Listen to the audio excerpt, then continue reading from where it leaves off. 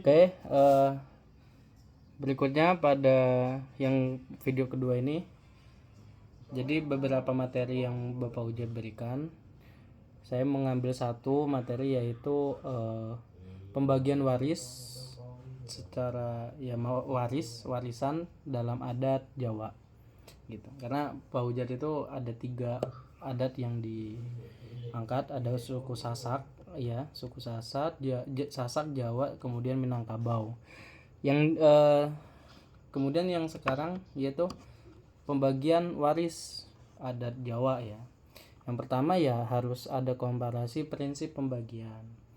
Ya mungkin parameter daripada warisan di adat Jawa mungkin dalam lingkup Islam ya, itu ya menggunakan ilmu faraid ini tadi gitu. Kemudian sekilas nggak tahu secara spesifiknya bagaimana, cuman yang pasti kalau untuk anak laki-laki itu mendapatkan 2/1. Jadi anak laki-laki itu mendapatkan 2 bagian, sedangkan yang perempuan 1 bagian.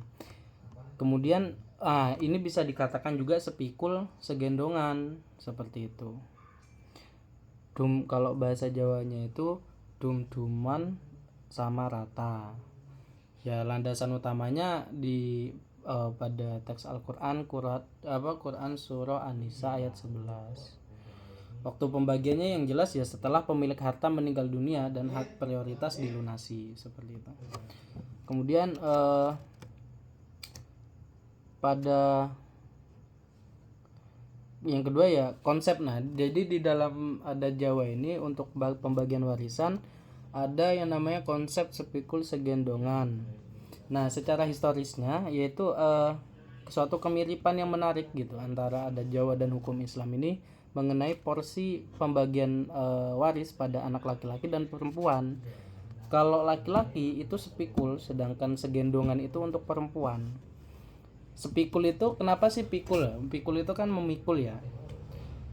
Kenapa gitu? Secara filosofis yaitu melambangkan beban yang dipikul di pundaknya anak laki-laki ini dianggap suatu tanggung jawab yang berat gitu. Makanya diberikan 2 gitu, 2/1 bahasanya kayak gitu. Kalau segendongan ya perempuan digendong, ini nggak begitu berat, ini dikasihnya cuma 1 gitu.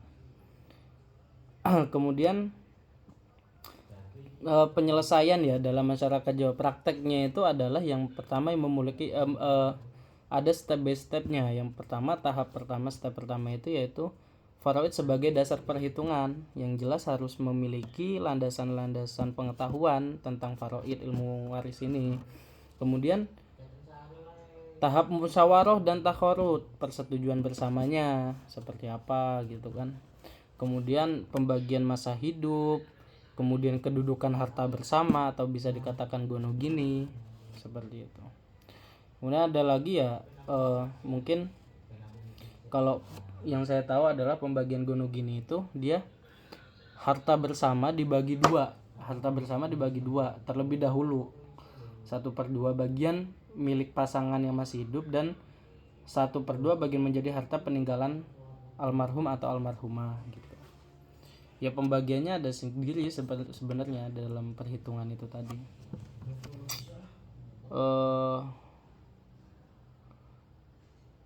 Kemudian ini porsi faraid yang diketahui itu sebenarnya keluarga yang di adat Jawa itu biasanya menggelar musyawarah dengan semangat. Jadi begitu ada satu ahli waris yang meninggal, mereka dalam keluarga besar itu berkumpul untuk berdiskusi gitu.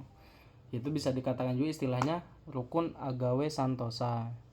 Yang mana di tahap ini itu sering terjadi proses yang dalam hukum Islam disebut takharud atau mengundurkan diri atau menyerahkan sebagai hak waris secara sukarela kepada ahli waris lain seperti itu. Jadi kesepakatan barang gini aja, begitu ada yang meninggal satu dalam ahli waris di keluarga, kita berkumpul untuk siapa nih yang menjadi ahli waris yang pantas untuk menerima warisan. Misal yang diprioritaskan anak-anaknya yang satu nasab satu kandungan. Cuman ternyata di dalam sisa uang ini banyak, sisa hartanya itu banyak lagi. Ya otomatis dirunding lagi, dibicarakan, ternyata ada ponakan nih, ada ini dan lain sebagainya. seperti itu. Ya mungkin cukup sekian ya dari penjelasan karena nggak begitu paham juga, kurang lebihnya mohon maaf. Wassalamualaikum warahmatullahi wabarakatuh.